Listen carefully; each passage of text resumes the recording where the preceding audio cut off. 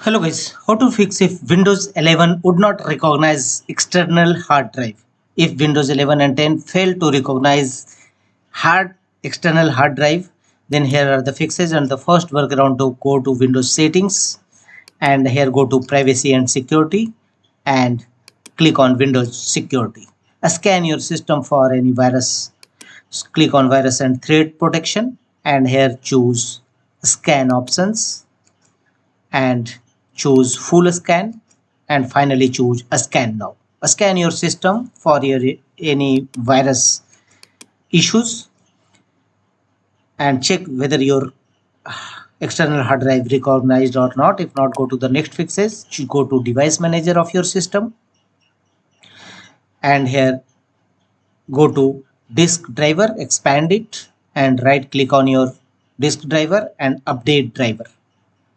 Sometimes outdated disk driver may be a cause of this error when your external hard drive not detected in your system. So update your disk driver first.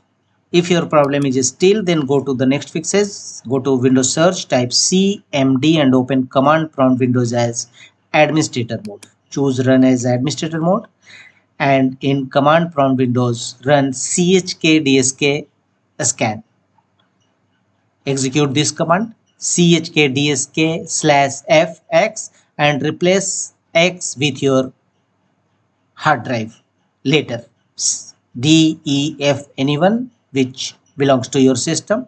So replace x with your hard drive system and press enter. It will scan your system hard drive.